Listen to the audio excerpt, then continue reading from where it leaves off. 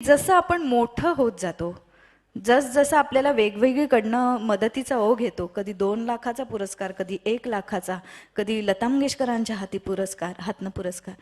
अशा वेळेला कधी डाग लागण्याचा प्रकार नाही घडला का हो? की तुम्ही हे पैसे एवढे त्यातनं काम दिसतंय तुमचं, पण कधी असं कोणी तुम्हाला विचारलं नाही की माई तुम्ही काय करताय? पैशाचं? अरे बापरे. कारण काय माहिती आहे म्हणजे काय, काही काही लोक पैशाचं काय करतात म्हणून विचारायला येतात पण विसरूनच जातात. अनुभव हीच खात्री आहे, तिथे आल्यानंतर विसरूनच जातात. खरं सांगू, हेच माझं यश आहे, हेच माझं जगणं आहे. एक मात्र खरं आहे, माणसाच्या आयुष्यामध्ये संकट आले नाही तर मनुष्य बळकट होऊ शकत नाही. म्हणून पावसाचा खेळ म्हणजे आयुष्य आहे. माझ्या आयुष्यामध्ये आलेलं एक संकट मला सांगायचं आहे, म्हणजे त्याच्यापुढे दुःखच नाही असं मला वाटतं. मी बाळाला 10 दिवसाच्या बाळाला, जिचं नाळ मी दगडाने तोडलं, त्या बाळाला पदरात घेऊन रेल्वेत भीक मागत होते. कारण मला घरच नव्हतं.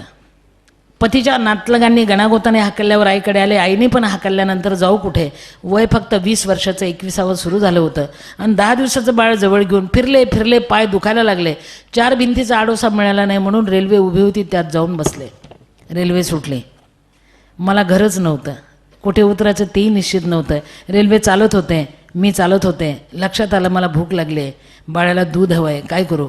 मग मी गाणं म्हणायला लागले. आता लोक मला विचारतात, माई हे गाणं कुठून येतं आहे, तुम्ही कुठे शिकलात? अरे पहिले मी रड गाणं गायचे, रड संपलं ना गाणं शिल्लक राहिलं, हे का मेरा दोष आहे. मी गल ठोकळांचं गाणं रेल्वेत गाता गाता एक व्हायचं की मी भिक्षा द्या असं नाही म्हणायची, पण गाणं गायची पदरामध्ये बाळ घेऊन किंवा फडक्यावर बाळ टाकून. एकच पातळ अंगावर होतं. आता खूप पातळ मिळतात. भूतकाळ नाही संपत आणि भूतकाळ संपू देऊ नका. भूतकाळाचं गठुडं पाठीला घेऊन वाटचाल करा, तर तुम्ही उभे व्हाल, बळकटी तुमच्यात येईल. म्हणून त्यावेळेस मी बाळ समोर ठेवून गाणं म्हणायची गल ठोकळांचं. ह्या दिनेची किव येऊ द्या काही, भिक्षा वाढा माई, 2 दिवसाचं सवे घेऊन बाळ, मी फिरले रानो माळ, 2 दिवसाचा शिळा वाळला तुकडा, चालेल आम्हाला वाढा. हे गाणं म्हणताना लोक यात्रेला जाणारे, देवाला जाणारे उरलं सुरलं मला द्यायचे. उरलं सुरलं पिठलं भाकरीचे तुकडे द्यायचे. लेकरवाडी आहे म्हणून जास्त किव यायचे. आणि ते घेऊन मी रात्री दिवसभर फिरायचे, घरच नाही, रात्रीला स्टेशनवर यायचे. मन माझं जिवंत आहे. परत एकदा सांगते, मी रात्री स्टेशनवर आल्यानंतर माझ्या लक्षात यायचं की माझ्यासारखे कितीतरी लोक भिकारी आहेत आणि ते वाट पाहत आहेत. एखादं म्हातारं थकलं भागलं जोरजोरात रडायचं. अध्यानमध्यान रात्र सगळे लाईट बंद झाले. तिकीटच्या खिडकीजवळ एकच लाईट सुरू असायचं आणि तेव्हा एवढ्या रेल्वे नसायच्या. तो जोरजोरात ओरडायचा, अरे मी आता मरणार आहे रे, मला एवढंसं पाणी द्या रे, कोणीतरी मी मरणार आहे रे. मी त्याच्या जवळ जायची आणि सांगायची, बाबा नुसतं पाणी पिऊन मरू नका, अन्न पण खा, माझ्याजवळ भाकरी आहे बरं का. मी काला करायची, त्यांच्या तोंडात भरवायची, पाणी पाजायचं. म्हातारा मरायचंच नाही बघा. ही माझ्या कार्याची सुरुवात आहे. म्हणून वयाची अट नाही माझ्याकडे बरं का. आणि ते मी परत मी शोधायचे. एखादी माझ्यासारखी 20 वर्षाची मुलगी अंधाराच्या आडोशाला रडत असायची, गदगदून रडायची. मी तिच्या जवळ जाऊन बसायची, हातात हात घ्यायची. का रडतेस? कारण दुःखाजवळ दुःख खेचलं जातं. का रडतेस? तिने सांगायचं, माझा नवरा मेलाय, मी विधवा आहे, सासरच्याने हाकलून दिलं, मला माहेरच नाही, वेळीच आहे. अगं हे रेल्वे स्टेशन आपलं माहेर आहे ना. एखादं लेकरू कुडकुडायचं, अंगावर कपडा न्यायचा, मी सगळ्यांना गोळा करायचे आणि मला मिळालेली भिक्षा मी वाटून खायची. मी भिकाऱ्यांना खायला दिलं, भिकाऱ्यांनी मला संरक्षण दिलं. नाही तर 20 वर्षाच्या मुलीचं काय झालं असतं लक्षात घ्या. भिकाऱ्यांमधली मानवता मी जवळून पाहिली. पण व्हायचं काय माहिती आहे का, मी खाऊ घातल्यानंतर भिकारीनं मला मध्ये झोपायचे आणि माझ्या अवतीभोवती झोपायचे. मला संरक्षण भिकाऱ्यांनी दिलं. पण चुकायचं कुठे, ते ओरिजिनल भिकारी पटापट्टा झोपायचे आणि मी डुप्लिकेट भिकारी, मला झोपच यायची नाही. फिर डर लगदा था, बहुत डरती थी मैं. मग मला वाटायचं की आता जर 4 माणसाने उचलून दिलं, तुझं काय होईल सिद्धताई, सबकाळ तू कोणाच्या नावाने ओरडशील, कोणी नाहीच आहे. मग मी एक करायचे, बाळाला जवळ घ्यायचे, चालत चालत बाहेर पडायचे. भिकारी झोपलेले असायचे. कल की बात भगवान के हात. आणि बाहेर पडताना एक मला माहीत होतं की जिथे स्टेशन आहे तिथे गाव आहे, तिथे गाव आहे तिथे स्मशान आहे. मी स्मशानात जायचे.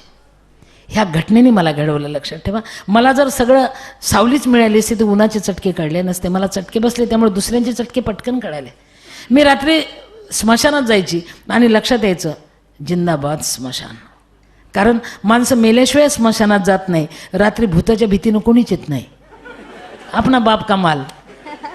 किती रात्र स्मशानात घालवल्या. पण एक दिवस एक चमत्कार झाला. भिक्षा काही दररोज मिळेल असं नव्हतं ना. त्यामुळे एक दिवस मिळाली नाही, दुसऱ्या दिवशी मिळाली नाही, तिसऱ्या दिवशी मिळाली नाही. पोटातले आतडे तुटत होते, बाळ मरणाच्या दारात होतं. म्हणून मी चालत होते दगडाने पायाने दगडं उडवत होते आणि माझ्या लक्षात आलं एक प्रेत यात्रा चालली आहे. दुःखाने दुःख पटकन टिपता येतं बरं का.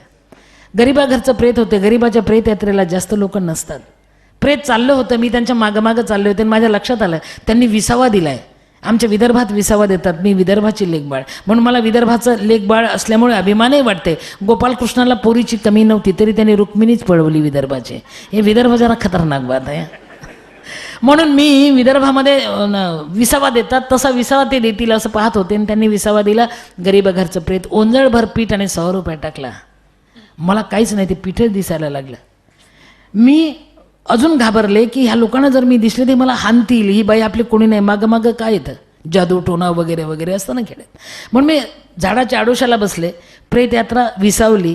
त्यांनी ओंजळभर पीठ 100 रुपये टाकला. एकमेकांना धीर दिला. उठले, निघाले, स्मशानात गेले. संध्याकाळ झाली. प्रेताचे सोपस्कार मी डोळ्यांनी पाहिले. सरणाला आग लावली. सगळ्यांनी पाणी फिरलं, मडकं टाकलं, रडलेत. प्रेताचं टकोरं फुटलं, नातलग निघून गेलेत. इथे मला सुरेश भट स्मशानात आठवायला लागले. मला कुठे काय आठवेल काय म्हणा, काय बाबा धरबंध नाही. मला सुरेश भट स्मशानात आठवायला लागले. इतकेच मला जाताना सरणावर कळले होते. प्रेत जळत होतं, नातलग निघून गेले होते. इतकेच मला जाताना सरणावर कळले होते. मरणाने केली सुटका, जगण्याने छळले होते. सुरेश भट. मी एकटाच त्या रात्री आशेने तेवत होतो. मी विझलो तेव्हा सारे आकाश उजळले होते. सुरेश भट. प्रेत जळत होतं, मी त्याच्या जवळ गेले. रात्र झाली, सामसूम रात्र, भयान शांतता. स्मशान शांतता कशाला म्हणतात हे त्या दिवशी पहिल्यांदा कळालं.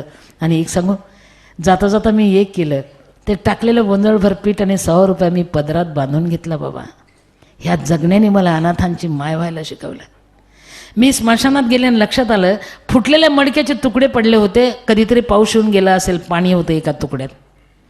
मी ते पाणी घेतलं, एक तुकडा साफ केला, त्यात पाणी टाकलं, जवळचं पीठ टाकलं, एवढीशी भाकरी केली.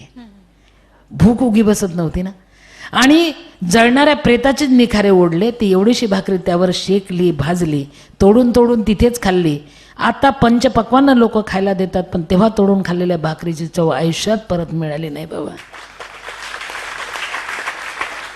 माणूस कधी वाईट नसतो बाबा, माणसाच्या पोटाची भूक वाईट असते. मी त्या दिवशी ती भाकरी शेकली, तोडून खाल्ली. अनेक रात्री मी स्मशानात घालवल्या होत्या, मी कधी घाबरले नाही. पण त्या दिवशी एक चमत्कार झाला. अंधश्रद्धा नाही, अनुभव हीच खात्री. अध्यान रात्री खूप थंडी पडली म्हणून मी ती भाकरी तोडून खाल्ली. शेकाला बसले, ऊब बरी वाटत होती. मरणाची थंडी पडली होती. आणि माझ्या लक्षात आलं प्रचंड रात्र झाली. रातकिडे ओढणायला लागले. भयान शांतता पसरली. आणि 5-50 काळे काळे पक्षी आले. मला धडाधड टोचा मारायला लागले. का ते मला विचारत होते. मेलेल्यांचा खायचा अधिकार आमचा, तू अजून मेली नाहीस, जबाब दो. आमचा कायदा भंग झाला. काय जबाब होता माझ्याजवळ. मी बाळाला पोटाशी धरून उभी होऊन खाली वाकून रडत होते, तिला टोच लागू नये म्हणून. माझ्या सगळ्या पातळाला टोचा पडल्या होत्या. पण त्या दिवशी पाखरं मला टोचा मारत होते ना, मी बाळाला वाचवत होते. आणि पटकन माझ्या लक्षात आलं, सिंधुताई सपकाळ वेडी आहेस. ते पाखरं तुला सांगता येतं ग, खूप जग तुझी वाट पाहते ग, इथं कुठे अडकून पडलीस, चालायला लाग, किती जग तुझी वाट पाहते. त्या दिवशी मी त्या पक्षाला नमस्कार केला. पण नमस्कार केल्यानंतर सुद्धा इतकी भीती मनात भरली, जाऊ कुठे. मी जोरजोरात रडले. आयुष्यात पहिल्यांदा रडले मी स्मशानात जोरजोरात. का रडले याचा एक मतलब पण होता. गाव शेजारीच होतं, घर दिसत होतं. मी जोरजोरात रडत होते. का गावातले 10-20 माणसं येतील आणि मला विचारतील काय झालं. माझं रडणं ऐकून लोक बाहेर आले. धडाधडा दारं उघडले. एकमेकांना सूचना दिल्या, दारं पक्के बंद करा, लेकरांना पक्क झाकून घ्या, आज रात्री कुणी बाहेर पडू नका, कारण मशानात भूत रडतं. आज मशानात भूत रडते बरं का, आज कोणी बाहेर पडू नका. त्यांनी बोललेलं मला ऐकायला येत होतं. जसे दारं उघडले तसे बंद झाले. लोक आत गेले. माझ्याजवळ कोणी आलं नाही, माणूस माझ्याजवळ आला नाही. पण गावाचे कुत्रे माझ्यासोबत रडत होते. ती रात्र मला कधीच विसरता येणार नाही. त्या दिवशी मी स्मशान सोडलं आणि नंतर मी निर्णय घेतला, स्वतःची मुलगी श्रीमंत दगडूशेठ हलवाई गणपती ट्रस्टला देऊन दीपक पदरात घेतला आणि जगायला सुरुवात केली. आता असंख्य आलेत, पण तो काळ विसरता नाही आला. त्या वेदनेने, त्या जखमेने मला अनाथांपर्यंत पोचवलं. येथे पाहिजे जातीचे. मी अनाथ होते म्हणून अनाथांनाच पदरात घेतलं, काय करू. मला पदरात घेणारं कोणी मिळालं नाही म्हणून माझा पदर त्यांच्यासाठी लांब करून झोळी तयार केली. काही चुकलं का रे बाबा माझं. माई, स्मशानामधलं भूत मानेवर बसलं की त्या माणसाचं भूत उतरवण्यासाठी मांत्रिक लागतात, काही वैद्यकीय उपचार होतात, काही मानसोपचार तज्ज्ञाकडे जातात आणि ते भूत उतरवण्याचा प्रयत्न करतात. पण तुमच्या मानेवर बसलेलं गरिबीचं, अन्यायाचं आणि भुकेचं भूत जे आहे, त्या भूताने तुम्हाला पछाडलं, पण त्यांनी आम्हाला माई दिली. तुमच्या या पछाडण्यामुळे एक माई दिली आणि अनेकांची भूक, भीती, अन्याय याच्यासाठी तुम्ही उत्तर ठरलात. एक प्रश्न सांगा, इतक्या कार्यक्रमांमधनं तुम्ही बोलता, पाणी प्यावंसं नाही वाटत? नाही, अजिबात नाही. आपण पाणी पिला ते पिते नाही बाबा. आमची संस्कृती घोटघोट पाणी पिण्याची नाही बाबा. लोटीचाही इंतजाम आहे. पण माई सांगा की एवढ्या कार्यक्रमांमधनं तुम्ही एवढे भडाभडा बोलता आणि त्या बोलण्यातनं कोणीतरी प्रेरणा घेतं, कधी तुम्हाला पत्र लिहितं. अशी मनीषा गायकवाड नावाची एक 8वी इयत्तेतली मुलगी तुम्हाला पत्र लिहिते, एखादी वकील तुम्हाला पत्र लिहिते, त्या किस्स्याबद्दल सांगा. खरं म्हणजे एक वकिलीन बाई वकिली करत होती, ती योग बघा ना. तेव्हा मला पत्र पाठवणाऱ्या मुली वकिली करत होत्या. आज माझा मुलगा पण LLB करतोय. कितना जमाना बदलते नाही. तिने मला पत्रात 2च ओळी लिहिले होतं माझं पुस्तक वाचल्यानंतर की माई, रक्तदानसारखं, नेत्रदानसारखं दान करता आलं असतं मी माझं आयुष्य तुम्हाला दान केलं असतं. रक्तदानसारखं, नेत्रदानसारखं दान करता आलं असतं मी माझं आयुष्य दान केलं असतं. खाली तिची सही होती. मी तिला एकच ओळ लिहिली, बेटा मला मिळालेलं आयुष्य मी फरफडत ओढते, तू परत तुझ्या आयुष्याची भर घालते. त्यापेक्षा एक कर ना, तूच झाड हो की, तू झाड हो, दुसऱ्याला सावली दे. बेटा सावली निर्माण करायसाठी छत्र धर, तूच हो ना मला देण्यापेक्षा. एक सिंधुताई सपकाळ जगाला पुरणार नाही, देशाला पुरणार नाही, समाजाला पुरणार नाही, दुःखाला पुरणार नाही. अनेक पदर एकत्र येऊन त्याची आता चादर तयार होणं महत्त्वाचं आहे. गोधडी त्याची परिपक्व होणं गरजेचं आहे, लक्षात ठेवा. त्याशिवाय पर्याय नाही. माई, तुम्हाला राम आवडत नाही कारण सीतेचं नाव 7/12च्या उतार्यावर नाही लिहिलं गेलं, बरोबर? आपल्या पत्नीचं नाव पतीबरोबर 7/12च्या उतार्यात यावं याच्यासाठी थेट तुम्ही मुख्यमंत्री गाठलात आणि ते हासिल करूनच तुम्ही परत आलात, त्याच्याबद्दल सांगा. खरं म्हणजे मला मुख्यमंत्र्यांनी गिरॅण वगैरे दिली नाही किंवा काही माझं मी पुणे जिल्हा म्हणजे पुण्यामध्ये प्रॉपर काम करते तरी मला अजून एक नारळ आणि फुल पण पुणे महानगरपालिकेने दिलं नाही. क्या खतरा बात आहे. नाही, मला कोणीच माझा सन्मान केला नाही. सन्मान झाला तो माझ्या भाषणातूनच. भाषण दिले की सन्मान मिळाले. म्हणून एक लक्षात ठेवा, मी मुख्यमंत्र्यांकडे हट्ट का धरला हा, त्यांनी ग्रँड दिली नसेल पण माझा एवढा शब्द पाळला विलासरावांनी. मी त्यांना सांगितलं, साहेब एक करा ना, पहिले नवऱ्याचंच नाव 7/12वर असायचं, एक करा ना, बायकोचं पण नाव लिहा ना, बायकोचं नाव पहिले लिहा म्हणजे नवऱ्याचं नाव आपोआप येतं. मी रस्ता पण दाखवला, बायकोचं नाव पहिले लिहा, बायकोच्या नावाच्या पुढे त्या नवऱ्याचं नाव येतं, पण नवऱ्याचं नाव लिहिल्यावर त्याच्या बापाचं नाव येतं आणि हिला दूर केलं जातं. म्हणून 7/12वर ते तिचं नाव घ्या ना. कारण याचं कारण आहे, तुम्ही बाजारला गेला ना तर 50 रुपये 100 रुपये नेले सगळे खर्च करताना अजून 100 रुपये उसने घेता. पण ती जर बाजारला गेली ना तर ती फार काटछाट करते. 7च रुपयाला भाजी दे ना, 2 रुपये कमी कर ना, असं करत करत थोडीशी कडूसरीला उरवून आणते. कारण ती बाई असते. नवरा आजारी पडला ती सांगते काय घाबरू नका, ते मग फा करायला लागते. आता काय होईल, मी आजारी पडलो, लेकरा बाळांचं काय होईल ती सांगते. गप्पा, आवाज करू नका. शेजारची सुनंदाबाई आहे की नाही, ती व्याजाने पैसे देते. मी आणेल बरं का, तुम्ही दुरुस्त व्हाल. खरी सुनंदाबाई हीच असते पैसे देणारी, बाई नाही तर काही नाही. म्हणून मला आता विषयाला म्हणून सांगते. खरं सांगू, घरात 2 लेकरं असतात, मुलगी आणि मुलगा. बायकोला न्याय नक्की मिळावा, 7/12वर तर खात्रीने मिळावा. आणि ते सुरू झाली, आता कलम सुरू झालं. कारण कल्पना करा, आपण जगतो दररोज, घरामध्ये 2 मुलं असतात, हम दो हमारे दो, मुलगी आणि मुलगा. आई पहिलं काम पोराला सांगते, बेटा पाहुणे आले, तुझा बाप घरी नाही, 1 रुपयाचं दूध घेऊन ये. पोरगं पटकन जातं का? आठवतं का तुम्हाला तुम्ही पटकन गेलेले? नाही जात. ते एक करते, दाना पाया पडते, घसरलेली चड्डी वर सरकवते, आडव्या हाताने नाक पुसते आणि आईला सांगते मी नाही जात जा. तरी आई सांगते, अरे शेंगदाणे दिल, गुळ दिल, जा रे बेटा. त्यावेळेस ती आई काय करते माहिती आहे, तोंडावर हात फिरवून सांगते, जा रे. एवढे प्रलोभनं दिल्यानंतर ते कार्ट जाते. आणि जाताना कसं जाते माहिती आहे? डाव्या हातात ग्लास घेते, उजव्या हातात रुपया घेते, 1 रुपया असतो. आणि त्या पाहुण्यांकडे डोळे काढून बघते आणि पाहुण्यांकडे बघत बघत ठाण ठाण ग्लास ठोकतच जाते कार्ट. ते पाहुण्यांना सांगते, दूध आणतो लेको, दमधरा, पाहुणे आलात ना. हे पोरग, फरक बघा. हे पोरग, पोरीला सांगा बरं. वेळ आहे ना आपल्याला? भरपूर. संपला नाही ना? भरपूर आहे, भरपूर आहे. तुम्ही थकला नाही ना? पोरीला सांगा बघा, फरक बघा. पोरीला सांगा, बेटा 1 रुपयाचं दूध घेऊन ये बाळ. ती काय करते माहिती आहे? लक्षात घ्या मी बोललेलं. ती एक नजर आईकडे पाहते, नजरेने सांगते, काळजी करू नको, घेऊन येते, न बोलता. ती डाव्या हातात कच्चा रुपया पकडते. तिला माहीत असते, हरवला तर दुसरा रुपया आईकडे नाही, बाप घरी नाही. देवानी कशी उपजत बुद्धी दिली तिला बघा. म्हणून बाई नाही तर काही नाही. ती उजव्या हातात ग्लास घेते, पाहुण्यांकडे हळूच बघते, खाली मान घालते आणि पाहुण्यांच्या समोरून दुधाला जाताना फाटक्या फ्रॉकमध्ये ग्लास झाकून नेते. पाहुण्याच्या बापालाही ग्लास दिसू देत नाही, आपल्या बापाच्या घरी दूध नाही. फाटक्या फ्रॉकमध्ये ग्लास झाकून नेते. म्हणजे त्या पाहुण्यांना कळतच नाही ही दुधाला गेली. दूध घेऊन हळूच आईच्या हातात देते. म्हणून लक्षात घ्या, बापाची गरिबी झाकायसाठी मुलीचा जन्म आहे, देशाची वेदना झाकायसाठी स्त्रीचा जन्म आहे बाबा.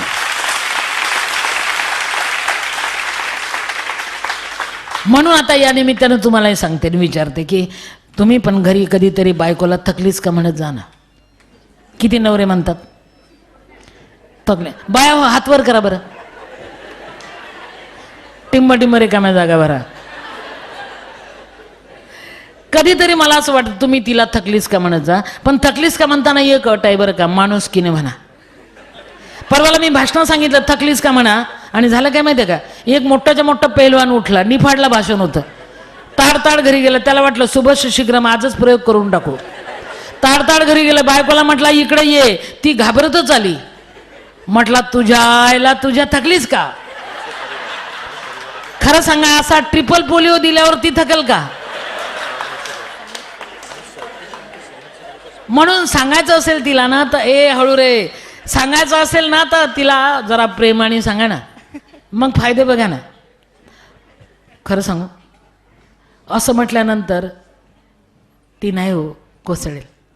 तिला फक्त प्रेमाने म्हणा, थकलीस का ग? ती तुम्हाला सांगेल, तुमचंच थोबडं उतरलं बरं का, मी कसली थकली. अजून एक माणुसकीने म्हणा, खरं थकलीस का ग? ती सांगेल, शेव असं कधी कधी म्हणत जाऊ, लई बरं वाटतं हो. पण तुम्ही म्हणत नाही ना. आणि बाया हो, तुम्हाला पण सांगून ठेवते, तुम्ही पण कधी कधी त्यांना म्हणत जा, किती करता हो खरंच.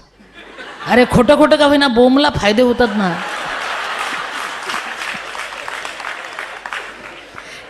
हे आपलं नातं आहे. मोडेन पण वाकणार नाही, तुटेल पण मोडणार नाही. ठाम करे सो कायदा. म्हणून हा संसार आहे, हा प्रपंच आहे. आणि एवढी सौशिकता आपल्यामध्ये येणं गरजेचं आहे, आवश्यक आहे बाबा, त्याची गरज आहे. बोल बेटा. माई, जसं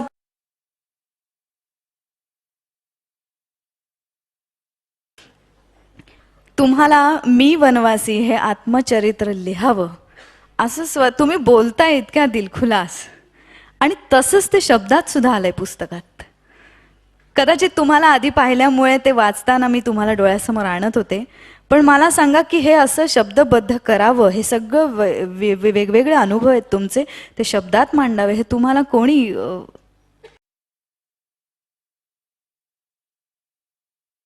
असा शब्दांचा आधार दिला की लढो? नाही, काय माहिती का, अजून एक प्रश्न मला लोक विचारतात अधूनमधून की माई तुम्हाला हा विषय कसा सुचतो, किंवा तुम्ही विषयाला धरून कसं जगता, आणि तुम्ही एवढं सगळं बोलताय. आता संपदा पण म्हटली, माई हे लिहावंसं कसं वाटलं. जाणून बुजून काहीच म्हटलं नाही मी. जाणून बुजून केलं असतं ना तर खतरा. मी तसं काही केलं नाही, पण वाटत होतं. शिकलेले लिहू शकतात, जास्त शिकलेले लिहू शकतात, अडाणी का नाही लिहू शकत? जमल का? मग हाती लेखणी घेतली. माझ्या पुस्तकाचा साक्षीदार दीपक, त्यांनी फक्त मला चहा पाजायचं मी लिहायचं. कारण मला एक माहीत होतं, मी जर लिहिता लिहिता लिहिणं सोडलं तर परत मी लिहू शकणार नाही. कारण मी इतकी भूतकाळात जमा झाले होते. एक लक्षात घ्या, मला जगताना त्रास नाही झाला, पुस्तक लिहिताना झाला. कारण नंतर मी 2 महिने आजारी झाले. कारण जगताना मला का नाही वाटलं काही, तर मी पाणीमय झाले होते, दुःखाच्या पाण्यात पोहत होते, ओझं वाटत नव्हतं. पण जेव्हा मी पुस्तक लिहायला लागले ना, तेव्हा मला ओझं वाटायला लागलं. कारण कल्पनेने मी शब्दबद्ध होत होते. दीपक चहा पाजाचं मी पुस्तक लिहायची, मी 16 दिवसात पुस्तक लिहिलं. आणि आश्चर्य आज सांगते त्याचं फलित की मी जे पुस्तक लिहिलं मी वनवासी 4 आवृत्त्या संपल्या, आता 5वी काढणं भाग आहे. पण विकताना पुस्तक मला पाहिल्या रसिक स्टोअर्स पुणा, मी वावी भटांकडे गेले, पुस्तक घेतलं नाही त्यांनी छापताना.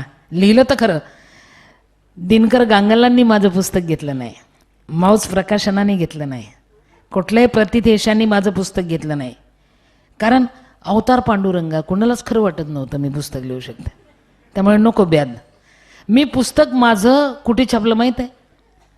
मी कोल्हापूर जिल्ह्यामध्ये जयसिंगपूरला छापलं, छोट्याशा प्रेसमध्ये, स्वतः विकलं. आणि विकताना मला पाहिल्या रसिक स्टोअर्सवाले पुण्याचे ओरडायचे, ओ नको नको पुस्तक नको. मी त्यांना सांगायची माझे लेकरं उपाशी आहे साहेब, थोडीशी चूल पेटेल, 10 प्रती घ्या ना, आज लेकरं जेवतील, 10 प्रती घ्या ना.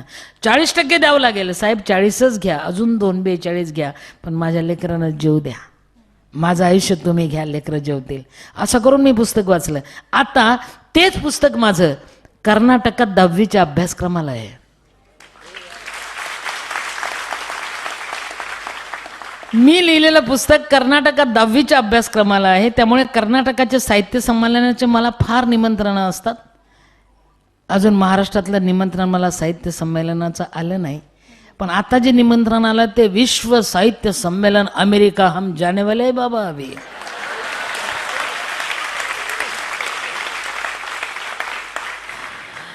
माझं पुस्तक कर्नाटकात 10वीच्या अभ्यासक्रमाला आहे, पण महाराष्ट्रात नाही आहे.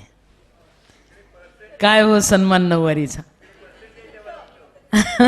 माझं पुस्तक 10वीच्या अभ्यासक्रमाला कर्नाटकात आहे, पण महाराष्ट्रात नाही आहे. याचं कारण ह्या महाराष्ट्रात मोठं व्हायचं असेल तर मरावं लागतं बाबा. ह्या महाराष्ट्रात मोठं व्हायचं असेल तर मरावं लागतं. मेल्यानंतर माणसं जिथं मोठी होतात त्याचं नाव महाराष्ट्र आहे बाबा, त्याचं नाव महाराष्ट्र आहे. सोन्यासारखी माणसं या मातीत गेले, परत नव्याने उगवले, म्हणून तर महाराष्ट्र उभा आहे. आणि आम्ही हरून चालेल, आम्ही थकून चालेल, म्हणून लक्षात घ्या.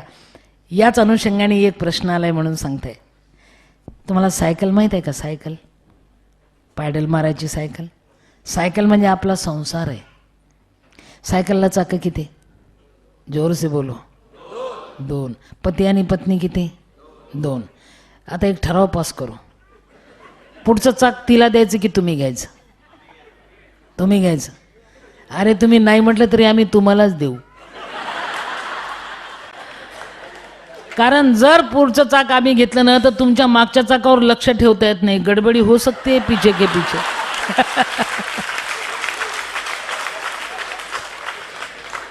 पुढचं चाक तुमचंच, तुम आगे बढो हम पीछे. आता गणित बघा संसाराचं. सायकल म्हणजे संसार आहे, चाकं 2 आहे, पुढचं त्यांचं आहे, मागचं तिचं आहे. गणित करा बरं. चैनसह पॅडल कुठल्या चाकाला? मागच्या, म्हणजे तिच्या चाकाला, तुमच्या नाही. बसायचं सीट कुठल्या चाकाला? मागच्या, म्हणजे तिच्या चाकाला, तुमच्या नाही. ओझं ठेवायचं कॅरियर कुठल्या चाकाला? मागच्या, म्हणजे तिच्या, तुमच्या नाही. ब्रेक लावायचं असेल तर कुठल्या चाकाला? पुढच्या चाकाला ब्रेक लावला तर बदकन पडतं, म्हणजे तिच्या चाकाला, तुमच्या नाही. मला एक सांगा, कुलूप लावायचं असेल तर कुठल्या चाकाला रे? मागच्या चाकाला, तिच्या चाकाला, तुमच्या नाही. ते दांडुकलं उभं ठेवायचं कुठल्या चाकाला रे? तिच्या चाकाला, तुमच्या नाही. एवढं सगळं ओझं ते घेऊन पेलते, एवढं सगळं ओझं आयुष्यभर सांभाळते, आणि लेको तुमच्या चाकाला काय असतं? सगळे ओझं तिच्या चाकाला, डायनामॅसह ओझं तिच्या चाकाला, तुमच्या चाकाला नुसतं हँडल आणि घंटी. हँडल याच्यासाठी हम आपके हाय कोण? खरं सांगू, मेरे पीछे पीछे आओ, ट्रिंग ट्रिंग हम आपके हाय कोण, तरी ती जगत असते रे. म्हणून देशाची स्त्री ताकद, स्त्री शक्ती थकून चालणार नाही. तिला तुम्ही अंबा म्हणू नका, माय म्हणू नका, शक्ती म्हणू नका, जागरण करू नका. घरातल्या शक्तीला पहिले जपा, तर देश राहील, नाही तर कुछ नाही, तर देश राहील. म्हणून आमची बहीण, गरिबी जगावी बाईनीच, बोलू खरे. म्हणून आमची बहिणाबाई एका ठिकाणी सांगते, गरिबाच्या दिव्यात तेल नसते, संसार ती करते रे बाळा. तुम्हाला मोठं करताना ती झिजत असते. म्हणून बाबा दुर्लक्ष करू नका रे, ती तुमचं काही मागत नाही. एक शब्द, थकलीस का ग? म्हणून एक लक्षात ठेवा, ती जगत असते, जागता पहारा असतो तिचा, आणि सगळे तिच्याच नावाने ओरडतात. मला एक सांगा, घरामध्ये कोणाला काय काय आवडतं ते सगळं तिला पाठ असतं.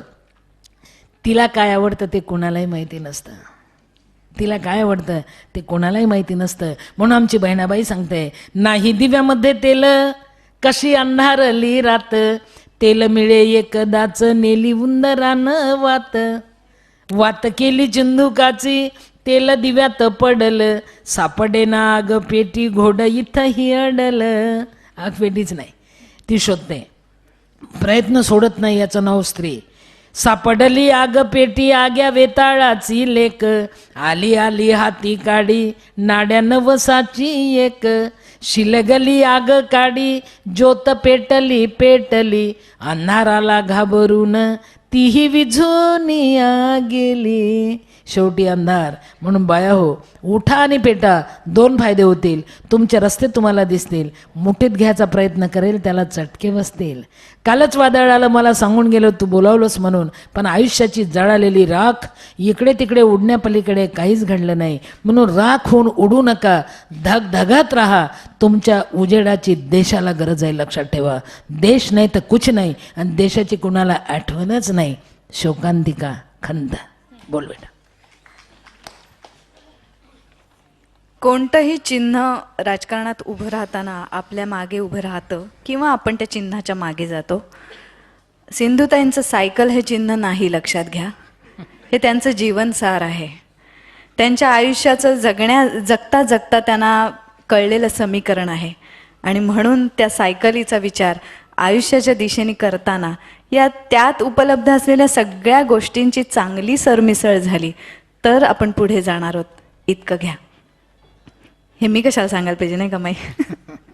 पण तरीसुद्धा असं वाटतं की इतका माणूस मोठा होतो आणि मोठा झाल्यावर कार्य मागे पडतं आणि फक्त मोठं आणि मोठंच होणं राहतं. पण जे वयाची 60 उलटली तरीसुद्धा तुमच्यामध्ये दिसत नाही. आपल्या या कार्यक्रमाच्या निमित्ताने तुमच्या प्रत्येकाच्या हातात एक पाकिट आलं असेल आणि त्या पाकिटात काही कागद असतील. ते नीट पहा, निरखा. त्याच्यात फॉर्म्स आहेत, ते भरा. कारण बाराखडी या दिलसे त्यांनी जो प्रयत्न केलेला आहे, त्या प्रयत्नामध्ये त्यांना अजून काय काय कमी पडतंय, काय काय उत्तम आहे, काय काय तक्रारी तुमच्या आहेत, तर काय काय आवडलेलं आहे, हे सगळं तुम्ही याच्यात परिपूर्णरित्या भरायचं आहे. आणि हे भरल्यानंतर हे संपूर्णपणे फॉर्म भरलेले जर आमच्यापर्यंत आले तर त्यातल्या सुदैवी अशा फॉर्मच्या मालकाला पारितोषिक आहे. कधी कधी पारितोषिकासाठी आपण फॉर्म भरतो, कधी कधी मनापासून वाटलं म्हणून फॉर्म भरतो. पण फॉर्म भरतो हा शब्द सगळ्यात महत्त्वाचा आहे, तो लक्षात घ्या. याचबरोबर सिंधुताईंचा आत्तापर्यंतचा प्रवास याच्याबद्दल एक धावता आढावा आहे आणि आज जे पुस्तक प्रकाशित झालं त्याच्याविषयीची माहिती आहे. हा मुलाखतीचा कार्यक्रम पाऊण टप्प्यापर्यंत येऊन पोहोचला आणि याच्या पुढचा टप्पा आहे तो एक इतके प्रश्नमंचाच्या कार्यक्रमाचं सूत्रसंचालन केलं, इतक्या मोठमोठ्या व्यक्तींच्या मुलाखती घेतल्या आणि हे मुलाखती आणि सूत्रसंचालन करता करता एक छानशी गोड गोष्ट हाताला लागली. आणि त्या स्वरूपाचे 4 प्रश्न मी माईंना विचारणार आहे. एकीकडे फॉर्मवर लक्ष असू द्या. त्याच्या अगोदर 2 मिनिटं मला. जरूर. त्याच्या अगोदर 2 मिनिटं मला. काय चालू करायचे?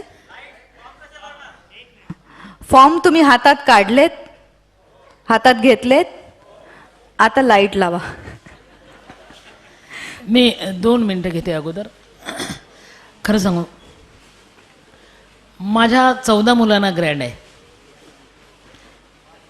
14 मुलांना ग्रँड. मी नॉन ग्रँटेड आहे. एक सांगू, मी आई आहे पण मला दूध नाही. पुरस्कार मला 172 आहे पण त्याची भाकरी होत नाही. मी आई आहे, मला दूध नाही. पुरस्कार 172 आहे, त्याची भाकरी होत नाही. भूक दररोज लागते, ती 10 दिवसांनी लागत नाही. नागपंचमीच्या दिवशी मी आजारी होते. लहान लहान बाळ आहेत, शेवटलं बाळ माझं 10 दिवसाचं. तुम्ही बाळं पाहिलेत माझे. नागपंचमीच्या दिवशी सगळं जग लाह्या फेकत होतं, नागोबाची पूजा करत होतं. मी आजारी होते. माझे लेकरं वाट्या घेऊन माझ्याजवळ आले. मला म्हटले, आई एवढंसं दूध दे आई. एवढंच आहे. मला रडायला आलं, कारण भाषण नाही तर राशन नाही बाबा. भाषणावर माझ्या संस्था उभ्या आहेत बस.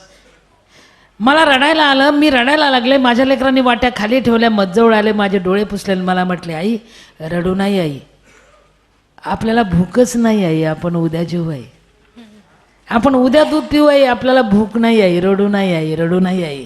प्रश्न हाच आहे भुकेचा, कशी सुटेल भूक. महाराष्ट्राने हा विचार करावा, त्या या माझ्या समोरच्या लेकराबाळाने हा विचार करावा. आणि अजून एक लक्षात ठेवा, ज्याला आपण संस्कार म्हणतो, मी जेव्हा भाषणाला बाहेर येते तेव्हा माझे लेकरं देवाजवळ दिवा लावतात. मी परवाला ओरडले, अरे का दिवा लावतो दिवसभर रे, संध्याकाळी सांजवात लावा रे, देव रागवणार नाही आपल्यावर. एका लहानशा पिलानी मला उत्तर दिलं, छोट्या बाळाने. म्हटलं आई आम्ही का दिवा लावतो माहिती आहे? म्हटलं का रे बेटा? आई तू भाषण करायला जाते, आम्हाला खूप भीती वाटते आई. का रे बेटा? आम्हाला असं वाटतंय आता आमची आई जोरजोरात भाषण देईल ना मरूनच जाईल, असंच वाटते आई. मग आम्ही देवाजवळ दिवा लावतो आई, तू गेल्यानंतर बाहेर जाताना पोटभर तुझ्याकडे पाहतो, आई परत नाही आली तर काय घ्या. तू गेल्यावर आम्ही दिवा लावतो, देवाजवळ प्रार्थना करतो आणि देवाला सांगतो, आई भगवंता आम्हाला कोणी नाही, एकच आई आहे बरं का, आमच्या आईला मरू देऊ नको बरं का, आम्हाला कुणी नाही बरं का, आमच्या आईला आमच्याकडे पाठव बरं का, मरू देऊ नको बरं का.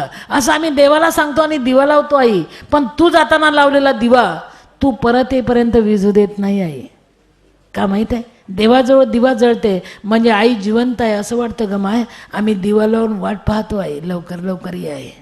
जे लेकरं मला माय मागत नाही, बाप मागत नाही, गणगोत मागत नाही, देवाजवळ दिवा लावून माझी वाट पाहतात, तेव्हा मात्र मलाही घरी रिकाम्या हाताची जायची भीती वाटते बाबा. ना आज तर 12 खडी दिल से दिल भर के झोली भर दिया, तुमच्याकडूनच घेतलंय. त्यामुळे जवळ आलात, दूर जाऊ नका. मी अनाथांची माय झाले, तुम्ही नातलग बना, गणगोत व्हा, विसरू नका बाबा. बोल बेटा. माई तुम्हाला जे मजेशीर 4 प्रश्न विचारणारे मजेशीर नाही आहेत ते. आत्ता तुम्ही जसं तुमच्याच दुःखांकडे हसत पाहताय तसंच कदाचित आहे ते. पण त्याच्या आधी आज तुम्ही ज्या दिलसेला आत्ता धन्यवाद दिलेत, त्या दिलसेच्या पाठीमागे जी माणसं उभी आहेत, त्या काही माणसांचा आपण काही फुलं पुष्प देऊन सत्कार करणार आहोत. प्रेक्षकांमध्ये जिथे जिथे ही मान्यवर मंडळी बसलेली आहेत तिथे तिथे त्यांच्या हातावर हे स्वागत पोहोचलं जाईल. मी फक्त नावं घेते. 12 खडी दिलसेचे कार्यकर्ते आहेत, ते आपल्या कामाला लागतील. मी नावं घेते. श्रीयुत सुधीर निरगुडकर, ज्यांच्या हस्ते आपण माईंचा सन्मान केला, श्रीयुत सुधीर निरगुडकर. त्याचबरोबर श्री पुष्कराज कोले यांचाही आम्ही सन्मान करतो आहोत. छोटीशी पुष्प आहेत, ती हाती येतील तुमच्या. पुष्पराज कोले, अनुराधा नरसाळे यांचा आम्ही सन्मान करतो आहोत. अनुराधा नरसाळे. माजी मुख्याध्यापिका आर्यन एज्युकेशन सोसायटीच्या अनुराधा नरसाळे. सौभाग्यवती दिघावकर. माईंना पहिला प्रश्न आहे. माई, मी प्रश्न विचारणार आणि तुम्ही परीक्षेला बसता आहात आता 5वीच्या असं समजा. मी पर्याय देणार आहे आणि तो पर्याय जो निवडाल तो का निवडला ते सांगायचंय. तुमचं आयुष्य कसं आहे? पर्याय आहेत आभाळ, वीज, नदी. नदी. का? ती दगडधोंडे घेऊन वाहत असते म्हणून. सगळं सुखदुःख तिच्या पोटात सामावलेलं असतं म्हणून. ती दुसऱ्याला पाणी देते, स्वतः कोरडी झाली तरी अंतरात पाणी असते तिच्या, म्हणून नदी. आणि माई, आणि आम्हालाही तुम्हाला नदी म्हणावं आवडेल. का माहिती? आम्हाला नेहमीच वाटतं की आपण त्याच नदीत रोज पाय ठेवतो, पण वास्तविक पाहता ती रोजच वाहत असते, रोजच नवी असते, आणि म्हणून ती माई नदी असते. दुसरा प्रश्न आहे, तुमची कविता कशी आहे? धार आहे, मग ती दुधाची म्हणा किंवा तलवारीची म्हणा, का वेदना आहे का प्रेरणा आहे? नाही, वेदना. वेदना आहे. प्रेरणा वेदनेतून येतं, वेदना नाही तर प्रेरणा नाही, वेदना आहे. तुम्ही IBN लोकमतवर उत्तर देताना खूप छान वाक्य तुमच्या तोंडून आलं होतं की वेदनेची प्रार्थना झाली आहे, आणि ती प्रार्थना कवितांमधनं दिसते. तिसरा प्रश्न आहे, या सगळ्यानंतर मी त्यांना गुण देणार आहे बरं का. भविष्य कसं असेल? गुलमोहर, वटवृक्ष की पिंपळ वृक्ष? नाही, वटवृक्षासारखंच असावं. मुळं खोल खोल जावेत, पानं जरी नसल्या परिस्थितीने पानं वाहून गेले तरी, नुसत्या खोडाची जरी सावली मिळू शकली तरी खूप झालं. वटवृक्ष आवश्यक आहे. आणि सगळ्यात शेवटचा प्रश्न आहे, तुम्ही कोण आहात? चिंधी हा पर्याय मी का दिलाय लक्षात घ्या. त्यांचं नाव चिंधी आहे, मूळ नाव आहे. तुम्ही म्हणूनच मी सांगते मी चिंधी आहे. माझं जन्मनाव चिंधी, पण मी कृष्णाच्या बोटाला, कृष्णाच्या करंगळीला चिंधी बांधून टाकली. चिंधीशी सिंधू झाले. क्या बात. कारण सिंधू नदीवर ते सावरकरांचं प्रेम होतं, त्यामुळे मेरे को सिंधू बहुत आवडत आहे बाबा. बहुत अच्छा. माई तुम्ही काय केलं, तिन्ही पर्याय वापरताय की काय? पर्याय असे आहेत, चिंधी, सिंधू का माई? नाही, आता मी माई आहे. कारण माई म्हणताना ओढ भिडतात. माई. अशा या माईंचा सन्मान हा, त्यांची कहाणी ऐकताना तुम्हाला असं झालं का, म्हणजे डोळ्यातनं पाणी येऊ पाहतंय इतक्याच चेहऱ्यावर हसू येत आहे? ही त्यांचं वकूब आहे शब्दांवरचा, की त्यांच्याच दुःखाला त्यांनी फुलोरा केलेला आहे. त्यांचाच गुलमोहर हा मोहरला आहे असं त्यांनी कवितेच्या ओळी सांगताना असं म्हटलं. आणि त्याच अनुभवांना नुसतं ऐकून मनोरंजन किंवा एक सात्विक समाधान घेऊन जायचं नाहीये. संकट बदलली, त्याची रूप बदलली, तरी सुद्धा त्याच्या मागची वेदना आणि त्याच्या मागे धावणं तेच असणारे. म्हणून माईंना ज्या एका रात्रीत आयडॉल झालेल्या नाहीयेत, त्यांना 25, 30, 35 वर्ष खस्ता खाव्या लागल्यात, तेव्हा त्या आता रोल मॉडेल झालेल्या आहेत समाजाच्या. अशा माईंना भरभरून आपण साथ देऊया. एक क्षण. सुरेश भटांनी शेवटली इच्छा प्रगट केलेली आहे आणि ती माझी इच्छा आहे. सुरेश भटांची शेवटली इच्छा त्यांनी सांगितलंय, पूर्तता माझ्या व्यथेची माझी या मृत्यूत व्हावी. सुरेश भट. पूर्तता माझ्या व्यथेची माझी या मृत्यूत व्हावी, जीवनापासून माझ्या ह्या मला मुक्ती मिळावी. सोबती काही जीवाचे मात्र यावे न्यावयाला. खांदा द्यायला येणारे जरा बरे असावे आपले. सोबती काही जीवाचे मात्र यावे न्यावयाला, तारकांच्या मांडवाखाली चिता माझी जळावी. दूर रानातील माझी पाहुणी साधी समाधी, आसवे साऱ्या फुलांची रोज खाली ओघळावी. बाकी काही नाही, एवढंच माझं मत आहे. सुरेश भटांच्या शब्दांनी आयुष्याची सांगता अशी व्हावी, बाकी काही नको. जय हिंद, जय भारत. एकीकडे आमचे सगळे माझे मित्रमंडळी हे फॉर्म्स गोळा करतायत आणि एकीकडे मी तुम्हाला असं आवाहन करीन की मी खूप बडबडले, माझ्या मनातले प्रश्न मी विचारले, तुमच्या मनाचं होण्याचा प्रयत्न केला, पण तरीसुद्धा काही प्रश्न तुम्हाला तुमच्या मनात असतील तर तुम्ही विचारू शकता. काही वेळ तुम्ही फक्त हात वर करा, तुमच्यापर्यंत माईक पोहोचेल. अजून प्रश्न शिल्लक राहिलेच का? माई, तुम्हाला सगळ्यात शेवटी गुण मिळणार आहेत.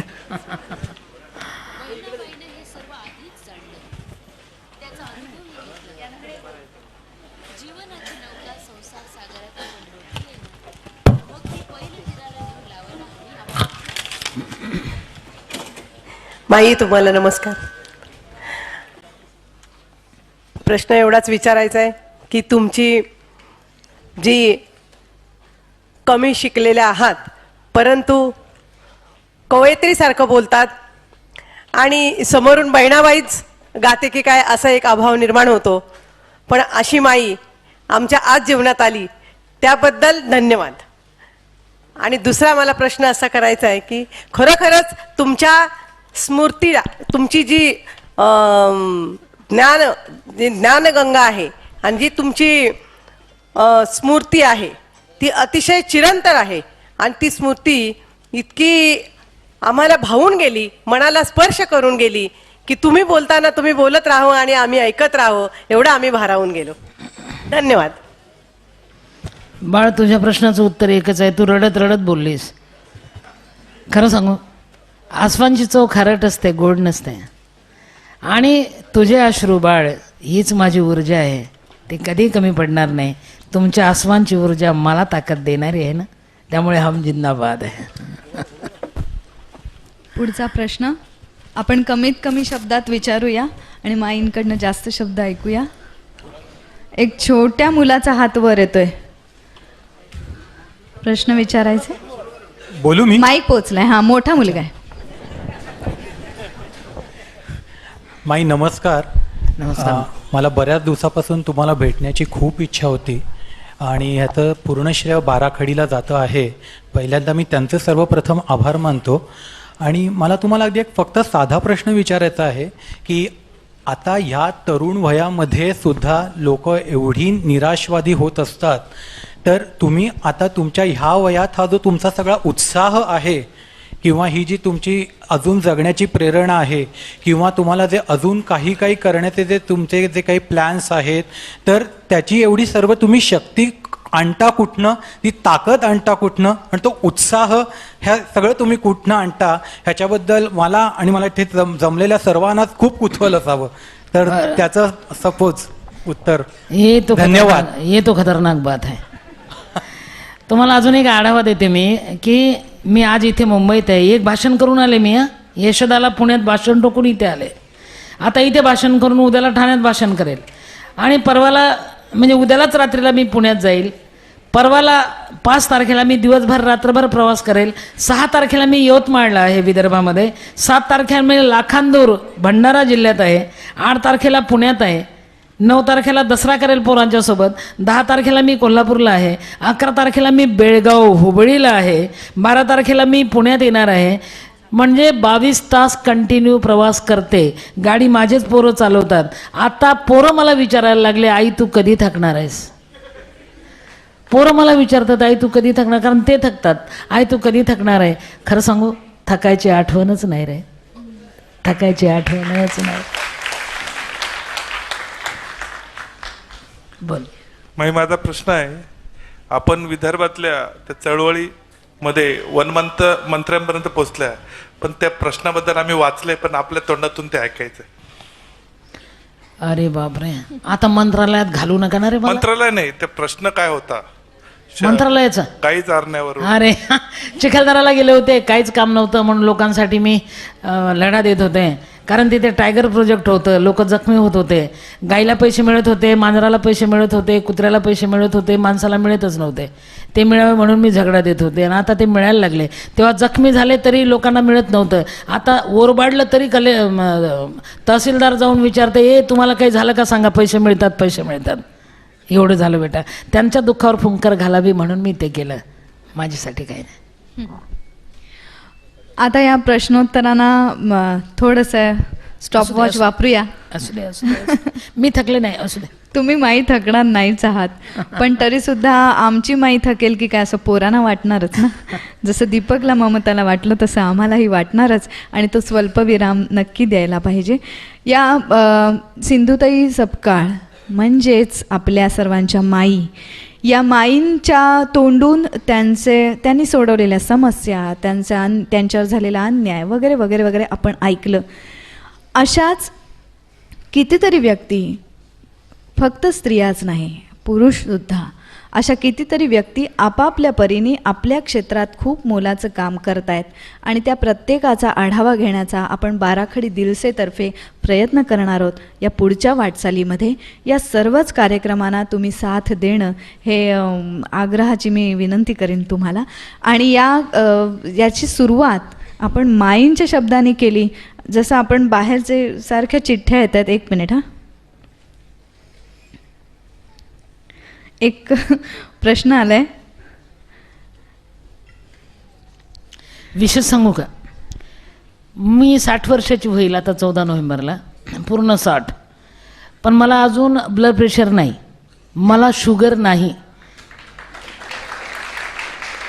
आणि सगळ्यात धक्का म्हणजे मला चष्मा नाही.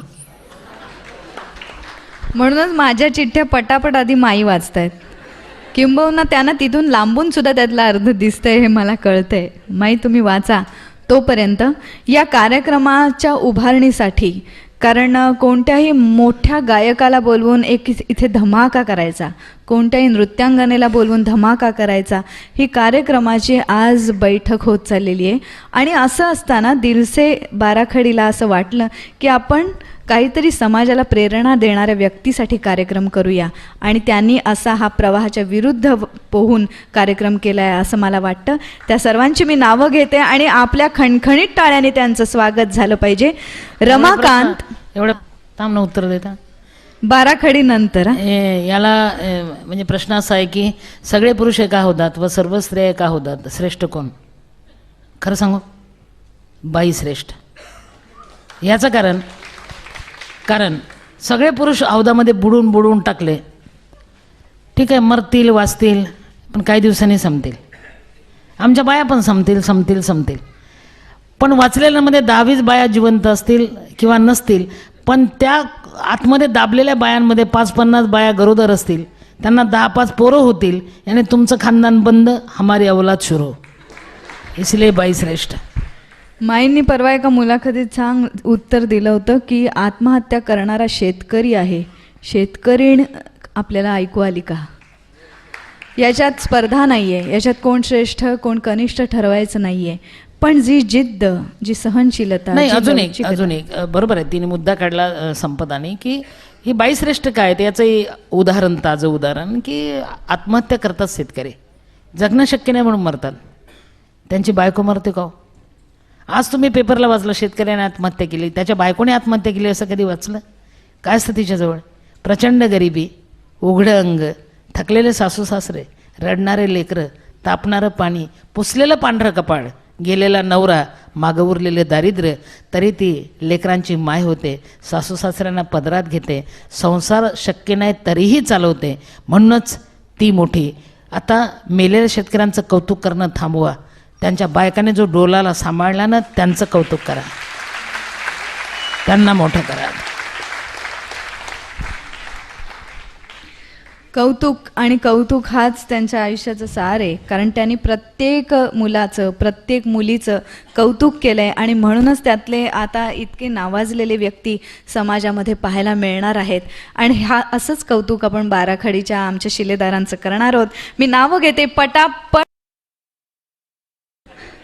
आणि या कार्यक्रमाचा शेवट करताना स्वल्पविराम म्हणूया आपण त्याला, कारण आपण अशा अनेक कार्यक्रमांसाठी भेटणार आहोत. या कार्यक्रमाचा स्वल्पविराम घेताना माईंसाठी मानपत्र लिहिणं ही सगळ्यात जिकिरीची बाब होती आणि माईंचं कार्य एका कागदाच्या तुकड्यात सामावणं कठीण होतं, पण तरीसुद्धा एक इंजेक्शनमध्ये पॉवर असते, तशी आपल्या सगळ्यांच्या भावनेची पॉवर या मानपत्रात दडलेली आहे. हे मानपत्र आपण माईंना देणार आहोत. या मानपत्रामागचे जे शब्द आहेत त्या शब्दाचा एक धावता आढावा घेऊया.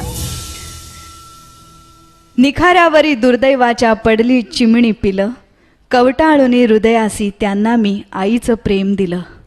सदा भुकेचा कहर माजला अन्न मिळाले कधी, 4 घास मागाया आले तुमच्या दारामध्ये. जन्म 14 नोव्हेंबर 1948. शिक्षण मराठी 4थी पास. दुर्दैवाच्या भोवरात अचानक सापडलेली, जीवनाच्या जळत्या निखाऱ्यांवरून चालणारी, बेशुद्ध अवस्थेत गायीच्या गोठ्यात बाळाला जन्म देणारी, पोटी आलेल्या मुलीची नाळ दगडांनी ठेचून तोडणारी, ओली बाळंतीण असताना पदरात बाळ घेऊन रेल्वेत भीक मागणारी, 1042 अनाथ लेकरांची माय, 182 जावई, 36 सुनांची सासू, हजारोंची माऊली होताना उभ्या जन्माची राख करणाऱ्या आणि आता थकलेल्या पतीचाही आई बनून सांभाळ करणारी, 172 पुरस्कारांची मानकरी अशी आमची माई. देवा, आम्हाला हसायला शिकव, परंतु आम्ही कधी रडलो होतो याचा विसर पडू देऊ नकोस. आयोजक बाराखडी, मुंबई, दिल से. हे मानपत्र आपण देतो आहोत. गुरुजींना धन्यवाद. आणि आता आपण पसायदानाचे स्वर कानात रेंगाळवत जाणार आहोत आणि आपण माईंसाठी शक्य होईल तितकी मदत करूया. आणि असे जे स्वर उद्गार चिन्ह आले ते थोडेसे मूर्त स्वरूप होऊ द्या आपल्या मदतीच्या ह्यानी. पसायदान.